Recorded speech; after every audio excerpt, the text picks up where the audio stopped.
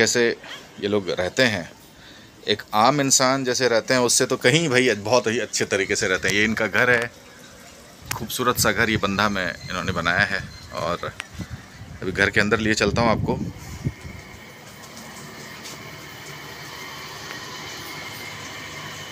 बहुत ही बढ़िया सा एक्वेरियम।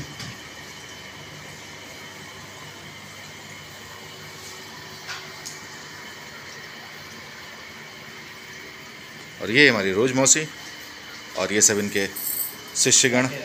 राधे राधे।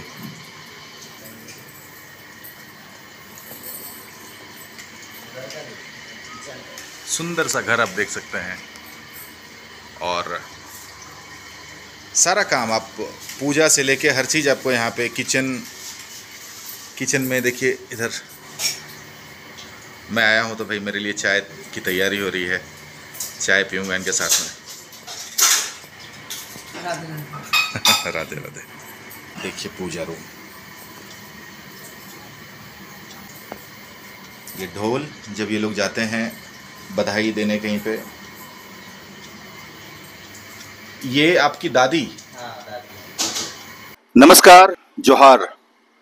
आज हम आप तमाम दर्शकों के लिए एक बहुत ही खास इंटरव्यू लेकर आए हैं। खास इंटरव्यू इन द सेंस कि आम लोगों के जहन में बहुत तरह की बातें आती हैं, खास करके समाज के उस तीसरे जेंडर को लेकर, उन किन्नरों को लेकर बहुत तरह की भ्रांतियां होती हैं, बहुत तरह के अलग अलग विचार उनके दिमाग में आते हैं। तो आज उन सारे भ्रांतियों को मैं अपने चैनल के माध्यम से एक छोटा सा प्रयास हमारा होगा, कुछ एक क्वेश्चंस हम पूछेंगे और कोशिश करेंगे कि उन भ्रांतियों को हम मिटाने की कोशिश करें।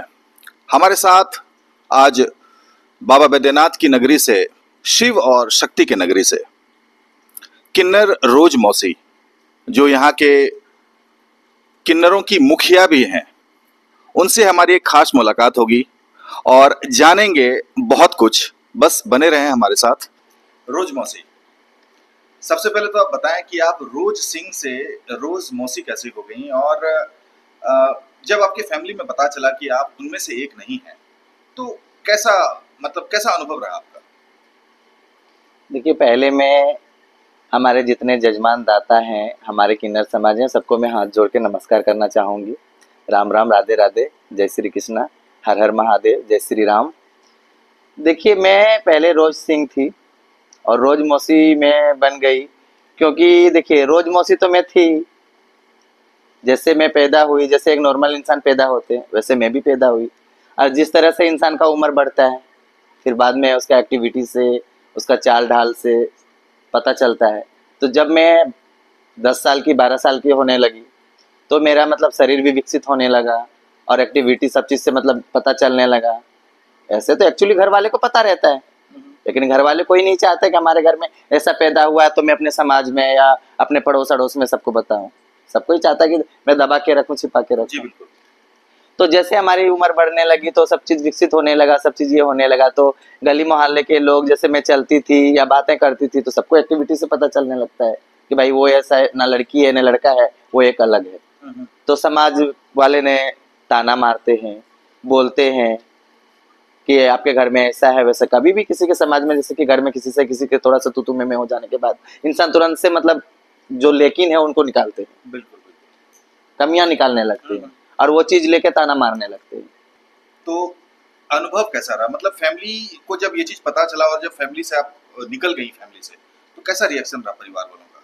देखिए, रिएक्शन ऐसा है कि देखिए हर फैमिली, हर परिवार वाला चाहते हैं कि हमारा घर में नॉर्मल बच्चा है तो नॉर्मल जैसा रखना चाहते हैं। तो हम मतलब हमारे घर वाले ने हमें बाहर जाने नहीं देने लगे, किसी के बीच में जाने नहीं देने लगे। जैसे एक मतलब इंसान को कैद करके रखा जाता है, उस तरह मुझे रखने लगा। तो आखिर हम भी एक इंसान है, हम भी मतलब कैद, मतलब खुले जिंदगी जीना चाहते हैं, तो कैद बन के तो हम भी नहीं रहेंगे। तो हम भी मतलब अपने समाज से, मतलब अपने समाज में चले गए। घर से हम भी निकल के अपने समाज में चले गए। मैं यहाँ से चले गई बेंगलोर। अच्छा। मतलब ऐसे घर से भाग के, मैं ना जानती थी ना पहचानती थी किसी को, मैं ऐसे ही यहाँ से गई, जसीडी में ट्रेन पकड़ी, मैं चल दी। ना मुझे वहाँ कोई जान पहचान का था ना और कोई था, प्लस में वहाँ का लैंग्वेज प्रॉब्लम था, साउथ का लैंग्वेज कन्नड़, मुझे वो भी नहीं मालूम था। और जब मैं गई थी 2007-8 का बात है, तब मैं जब मैं गई थी वहाँ पे, तो उधर ज्यादा हिंदी भी नहीं चलता था, तो बहुत सारी कठिनाइयां करना पड़ी तो मुझे। शुरुआती दौर में हमने देखा भी है, सिर्फ देवघर या झारखंड में नहीं, बड़े बड़े शहरों में भी हमने देखा है कि किन्नरों को ट्रेन्स में, ट्रक की लाइंस में, और भी बहुत तरह की एक्टिविटीज, इवन बहुत सारे किन्नर्स को हमने देह व्यापार तक करते हुए देखा है। तो क्या ऐसे अनुभव से आप भी कभी गुजरे हैं? बहुत सारा हम भी किए हैं। हम भी जब यहाँ से गए तो जाके वहाँ पे मैं रेलवे स्टेशन पे सोई। जब मेरा वहाँ कोई जान पहचान नहीं था तो रेलवे स्टेशन में सोई। रेलवे स्टेशन में सोते बहुत सारे आदमी आते थे, ये वो छेड़छाड़, उल्टी सीधी बातें करना, उल्टी सीधी लैंग्वेज बोलना, सब चीज करते थे। फिर जब मैं वहाँ रेलवे स्टेशन में सोई तो ट्रेन मांगने वाली जो होती है ना, वो मिली मुझे। तो उसने देखी तो वो बोली ये तो हमारा समाज का है, कहाँ से आए हो, क्या है नहीं है, वो मुझे पूछताछ करने लगी। फिर वो मुझे बोली कि बेटा चलो मेरे घर पे। फिर वो अपने घर पे ले गई। फिर वहां भी मैं जाती थी, रेड बत्ती, बैंगलोर में? हाँ बैंगलोर में। Okay. रेड बत्ती जो है, रेड बत्ती में मांगती थी 2 रुपए, 4 रुपए, 5 रुपए, दिन भर धूप में घूम घूम के मांगती वैसे थी। दौर से आप भी गुजर चुके हाँ। हैं। तो अब ज्यादा मैं उन सारी बातों को नहीं खंगालूंगा। मैं नॉर्मली मैं अपने दर्शकों को सिंपल ये बताना चाहता हूँ कि कोई भी अगर किसी मुकाम पे पहुंचता है तो भैया उसके पीछे बहुत सारी कठिनाइयां होती हैं, बहुत स्ट्रगल होता है। तो इस चीजों को मैं बहुत ज्यादा इसको नहीं मैं खरीदने वाला, क्योंकि आपने बहुत तरह के इंटरव्यूज देखे होंगे, बहुत तरह की अलग अलग बातें होती हैं जो आप लोगों को बहुत सारी बातें पता भी हैं। तो नॉर्मल जो क्यूरियोसिटी होती है लोगों की, मैं बस आप सबों तक वो क्वेश्चंस पूछने वाला हूँ कि अब एक समय था जबकि किन्नरों का समाज में वैसा अस्तित्व नहीं था, और आप लोगों के किन्नर में भी बहुत सारे ऐसे लीडर्स हुए जो अपने अस्तित्व की लड़ाई के लिए सरकार से तरह तरह की न्याय की, मतलब अस्तित्व मिट ना जाए उसके लिए काफी लंबी लड़ाई उनको लड़नी पड़ी। तो क्या आपको लगता है कि वो लंबी लड़ाई के बाद अब जैसा होना चाहिए, जो एक्सपेक्टेशन था वो फुलफिल हो गया, या अभी आगे की और भी लड़ाई बाकी है? नहीं, लड़ाई तो अभी बहुत बाकी है। कहने का मतलब ऐसा है कि देखिए, जो एक समाज, अपना नॉर्मल समाज जो है, हर चीज के लिए, अधिकार के लिए जीते हैं। तो हम भी तो एक इंसान है, हमारा भी समाज है, हमें हर चीज का अधिकार मिलना चाहिए। वो अधिकार तो हमें अभी मिली नहीं है सब चीज। जैसे कि एक नॉर्मल हो गया इंसान का, जैसे ट्रेन ही मान लीजिए, तो ट्रेन में जैसे कि नॉर्मल इंसान का लेडीज का बोगी होता है, जेंट्स का बोगी होता है, आर्मी वाले का बोगी होता है, विकलांग वाले का बोगी होता है। हमारा तो कुछ नहीं है ट्रांसजेंडर का। तो हमें भी तो वो चीज का अधिकार मिलना चाहिए ना। जैसे कि हम लोग जाते हैं तो धक्का मारते हैं, आपका टिकट दिखाइए।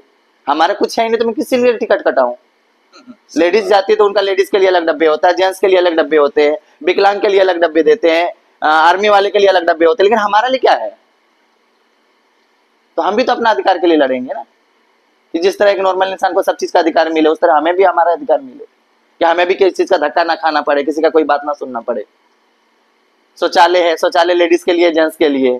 हमें तो भाई लेडीज में भी जाना पड़े, जेंट्स में मैं किसी में भी चले जाऊं, लेकिन वहां भी सुनने को मिलता है। तो ये चीज हमारा भी अगर सेपरेट हो जाए, ट्रांसजेंडर के लिए सेपरेट हो जाए, तो हमें भी कोई चीज का टेंशन नहीं है, किसी का धक्का ना किसी का बात सुनना पड़े। कहते हैं कि किन्नरों के आशीर्वाद और श्राप दोनों में बहुत ताकत होती है। क्या सच्चाई है इसके पीछे? देखिए, सच्चाई ये है, जब राम जी वनवास जा रहे थे तो पूरे नर नारी किन्नर सब कोई गए थे उनको विदा करने के लिए। तो राम जी जब पूरे 14 वर्ष वनवास काटे, उसके बाद जब वापस आ रहे थे, तो वो टाइम वो बोले थे कि जितने भी नर नारी सब वापस चले जाओ। किन्नर को वो बोले नहीं थे। तो नर नारी तो वापस चले गए, लेकिन किन्नर वहां पे रह गए। जब उधर से वो लोग 14 वर्ष तपस्या काट के वापस आ रहे थे, तब देखे कि ये लोग यहाँ पर बैठे हुए हैं। तब पूछे कि आप लोग अभी तक गए ही नहीं। तो किन्नर ने बोले, जो हमारे पूर्वज के किन्नर थे, वो लोगों ने बोले कि देखिए महाराज, आपका बिना आदेश का तो एक पत्ता भी नहीं हिलता है। तो आपने तो आदेश दिया ही नहीं, आपने तो सिर्फ नर और नारी को बोले थे, तो हम लोग कैसे चले जाते आपका बिना आदेश का? तो लक्ष्मण जी ने बोले उस टाइम कि भैया, हम लोग तो 14 साल जो वहां पे तपस्या काटे हैं, वनवास काटे हैं, तो हम लोग तो फल, अन्न, जल सब चीज खा के काटे हैं, लेकिन ये लोग जो है, तो ये लोग सबसे बड़ा तपस्या काटा है। तब राम जी ने उस टाइम हम लोग को वरदान दिए थे, राम जी का दिया हुआ वरदान है कि ऐसा कलयुग आएगा जो आप लोगों का राज होगा, और आपका दिया हुआ आशीर्वाद भी लगेगा और आपका दिया हुआ बद्दुआ भी लगेगा। थोड़ा सा हटके ये क्वेश्चन है कि अक्सर सुनने को मिलता है कि जैसे कि हम लोगों की मृत्यु होती है तो बहुत सारे उसमें आदमी जो है उस शव यात्रा में शामिल होते हैं, लेकिन आप लोगों में किसी किन्नर की जब मृत्यु होती है तो शव यात्रा रात में निकाली जाती है, कोई भी आम आदमी उसमें पार्टिसिपेट नहीं कर सकता। ये सच्चाई है या ऐसी अफवाह है ये? नहीं नहीं, देखिए ये पहले के जमाने में जैसे इंसान का सोच था वैसे करते थे, अभी की डेट में ऐसा कुछ भी नहीं है। अच्छा। पहले के जमाने में इंसान सोचते थे कि किन्नर का जैसे बद्दुआ लगता है, आशीर्वाद लगता है, इस तरह से अगर यदि वो उनका सर्व देखे तो हो सकता है कि मतलब जैसे कि हम लोग किन्नर का जब ये मृत्यु होता है ना, तो इसलिए किसी को देखने नहीं दिया जाता है कि इनका दोबारा जन्म फिर ना हो। जो पहले इंसान बोलते हैं कि उनको चप्पल से मारा जाता था, ये किया जाता था, वो किया जाता था, वो सब गलत है। इसलिए उनको मारा जाता है कि एक बार किन्नर का जन्म हुआ, दोबारा उनका ऐसा जन्म ना मतलब हो। शव को बांधा नहीं जाता है, हाँ, सिर्फ सफेद कपड़ा हाँ लपेट के ले जाता है कि मतलब दोबारा इनका जन्म ऐसा ना हो, फिर अच्छा। वो दोबारा जब उनका जन्म हो तो कोई अच्छी चीज में जन्म हो, दोबारा ये चीज टेंशन, ये दिक्कत जो होती है ये झेलना ना पड़े, इसके लिए वो सब किया जाता है। आपके जितने भी शिष्यगण हैं और आप दोनों, आप लोगों का सोशल मीडिया पे बहुत ज़्यादा एक्टिव रहते हैं। आप लोग एक से एक गाने पे आप लोगों का रील्स वगैरह भी आप लोग बनाते हैं, बहुत अच्छा लगता है देख के हम लोगों को। और आए दिन कुछ ना कुछ, जैसे कि छठ महापर्व हो या किसी भी गरीब की बच्ची की शादी हो, उसमें भी आप लोग बढ़ चढ़कर हिस्सा लेते हैं। कल भी हमने एक पोस्ट आपका देखा जिसमें कि काफ़ी साड़ियाँ और कुछ पैसों की मदद आपने की, धनराशि दी उनके हाथ में। ये समाज सेवा का सोच कहाँ से आ गया आपके अंदर? सबसे बड़ी बात है, देखिए मैं एक इंसान हूँ, तो एक इंसान का कर्तव्य बनता है कि जो जरूरतमंद है उनका जरूरत पूरा करना। तो हम भी एक इंसान है, तो मेरे अंदर भी वो चीज का फीलिंग्स है। कोई अगर जरूरतमंद है, जिसको जो चीज का कमी है, उसको वो चीज का कमी पूरा करना है। तो मैं देखिए, मैं हम लोग तो जाते दूसरे के घर में बधाई लेने के लिए, हम लोग को कहा जाता है मंगलमुखी। हम लोग मांगलिक कार्य में जाते हैं, जिनके घर में शादी होता है, बच्चे होते हैं, किसी घर घर में नए मकान बनते हैं, वहां पे हम लोग जाते हैं। और जो भी होता है नाच गा के आशीर्वाद देके जो भी मिलता है हम लोग लेके आते हैं। उसमें से हम लोग जो भी होता है अपना खाते हैं, हमारे शिष्य को सबको हम लोग अपना एक करके जो भी बचता है वो गरीबों में हम लोग करते हैं। जैसे कि छठ हो गया या दुर्गा पूजा हो गया, जो हम लोगों से जो भी बन पड़ता है वो हम लोग करते हैं, और हमेशा हम लोग तैयार रहते करने के लिए। हमारे से जितना हो सकता है, हमें ये चीज हर इंसान को बोलती हूँ कि हर इंसान को ये करना चाहिए। तो हमारे समाज में या और भी समाज है, किसी में कोई कमियां नहीं रह जाएगी। हाँ, जिससे भी जो बन पड़े उनको वो चीज करना चाहिए। मैं जब देवघर में ही आई थी, आई नहीं थी, मैं तो देवघर की थी। जब मैं यहाँ से चले गई तो देवघर से ही? हाँ, मैं देवघर से ही हूँ। तो जब मैं यहाँ से चले गई तो मैं 5-7 साल में घर वापस नहीं आई। 5-7 साल में बाहर ही रही, बैंगलोर में ही।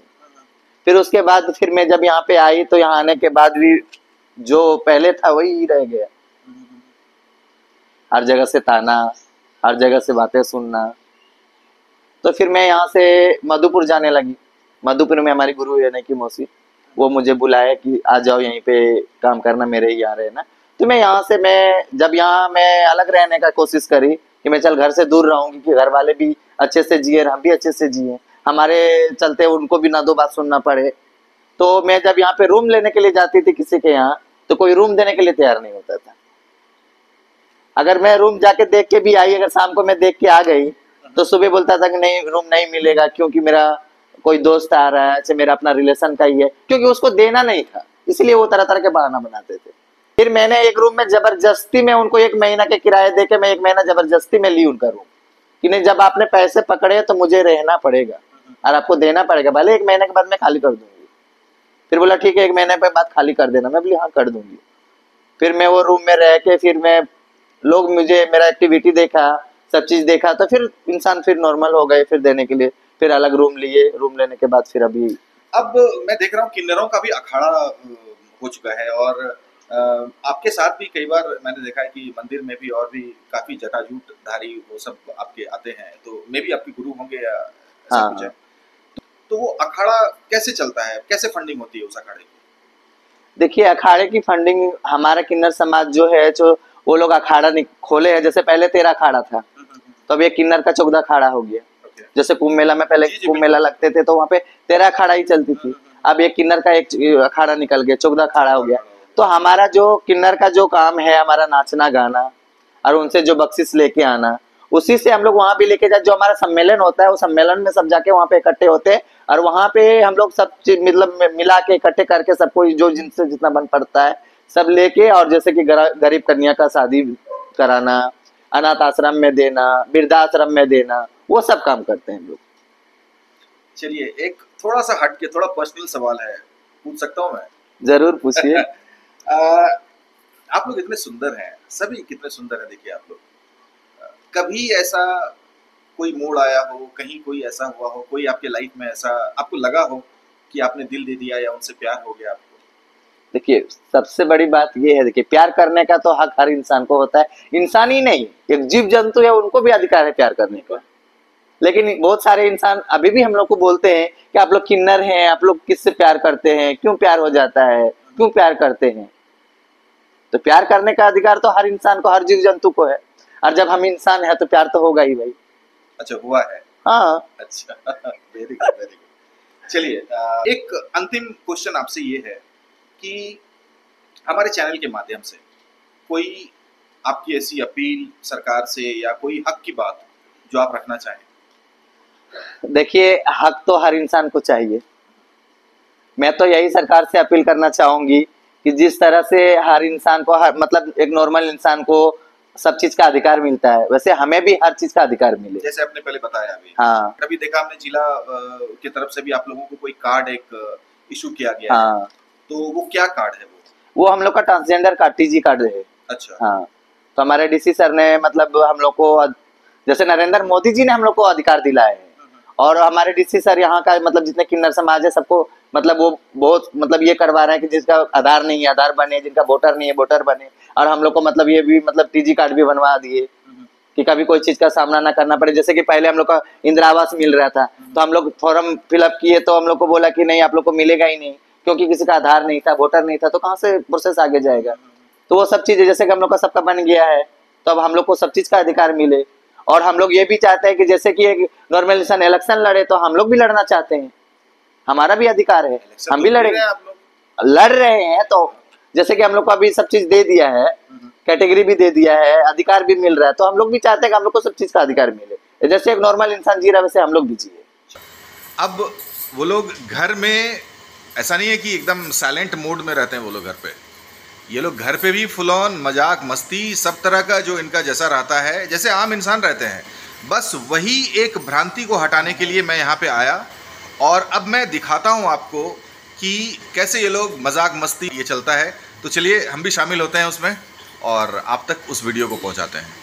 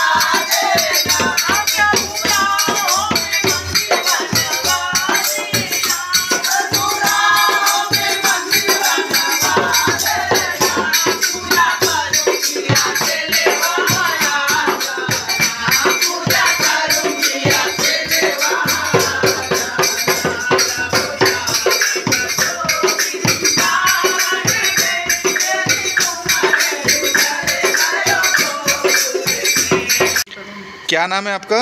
पायल। पायल। राधे राधे। क्या नाम हुआ आप सबों का? माया। सभी को राम राम राधे राधे। मेरा नाम है lovely. Lovely. Lovely. Ram Ram Radhe Radhe. मेरा नाम प्रीति है। राम राम सबको। मेरा नाम रोशनी। रोशनी। नमस्कार, जोहर, हर हर महादेव। मेरा नाम है सपना।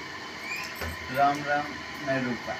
रूपा नाम। मेरा नाम ढोलक मास्टर चंपा। क्या? चंपा। चंपा। आप बेसिकली हैं कहाँ से? मैं तो बेसिकली हूँ कोलकाता की। कोलकाता की हैं आप। अपने लाइफ के बारे में कुछ बताएं कि कैसे अभी तक का आपका सफ़र कैसा रहा है? अभी तक के सफ़र के बारे में, जब से मैं देवघर पहुंची उसके पहले के सफ़र बहुत कठिन था, जिसको बोलते हैं कि बहुत ही खराब। देवघर आने के बाद से लेकर आगे का सफ़र बहुत अच्छा रहा मेरा। अच्छा, आप लोग जब भी सपोज़ नॉर्मली हम लोगों ने काफ़ी मूवीज़ में भी देखा है, काफ़ी सीरियल्स वगैरह में भी देखा है कि क्या अभी भी वैसा होता है कि जब आप लोग गुजरते हैं तो कोई आप लोगों का कोई हंसी मजाक उड़ाता है, ऐसा कुछ? हाँ, ये तो अभी भी होता है, हर मोड़ पे, हर रास्ते पे, हर जगह। रात के अंधेरा में हो चाहे दिन के उजाला में हो, सारे मतलब मेरे सामने, मेरा मुंह के सामने शायद नहीं बोल पाते हैं, लेकिन मेरा पीठ पीछे जरूर उस चीज को मजाक उड़ाया जाता है। ऐसे कि मेरे जान पहचान के आदमी, जिनको हम जानते भी नहीं, पहचानते भी, खैर उनको मेरा मजाक, मेरे सामने हुडिंग नहीं होता है? गुजरते हुए भी हम देखते बहुत आदमी मेरा मजाक उड़ा रहे हैं। अच्छा। तो मेरा जो नाम है, मेरा नाम है दीदी है, कुछ भी मुझे बोल के उन लोग बोल सकते हैं, लेकिन नहीं, जो चीज़ खराब है वो चीज़ को सब लोग यूज़ करते हैं। आप लोग जो अभी जैसे कि बहुत तरह का उसमें सोहर भी था, क्या क्या था उसमें जो अभी आप लोगों ने?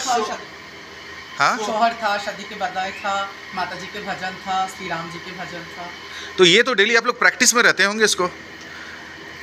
ये काम है हम लोग का काम नहीं, जैसे कि अभी कहीं पे जाते हैं बधाई के लिए, कहीं पे जाते हैं तो बधाई जैसे गाते हैं, तो उसका प्रिपरेशन तो आप लोग का पहले घर पे तो करते ही होंगे ना उस चीज़ को? हमारा गुरु रोज मौसी जो है, इन्होंने सिखाए हैं। हाँ। कुछ उन्हीं का कुछ विद्या जो हम लोग अर्जन किए हैं उन्हीं से बस। तो कैसा आप लोग जब यहाँ पे रहते हैं, सब मिलजुल के रहते हैं, आप लोगों में भी नॉर्मल खटपट होता है या मतलब सब? कभी थोड़ा थोड़ा हो ही जाता है। तो मजाक वाला। हाँ। मजाक वाला, ऐसे सीरियसली कोई। चलिए, थैंक यू सबों को, बहुत बहुत धन्यवाद। आप लोग बहुत अच्छा लगा आप लोगों से मिलके। और आप बताइए कुछ, आप कहाँ से हैं? दिल्ली से। आप दिल्ली से हैं? हाँ। तो यहाँ कब आई आप? हो गया 1 साल। 1 साल हो गया। तो दिल्ली में क्या आपका क्या काम था? मतलब ये बधाई वगैरह ही था कि आप लोग भी, जैसे मैंने इनिशियली इनसे पूछा, आप लोगों में से कितने हैं जिन्होंने कि ट्रक्स की लाइंस को मतलब देखा है, ट्रेन में देखा है, ट्रेन में बधाई या वो सब जो जैसे हम लोग देखते हैं अक्सर, आप लोगों ने सबने किया है ऐसा? हाँ, सबके साथ ऐसा होता है। सबके साथ ऐसा होता है? इनिशियल सबने ऐसा किया है?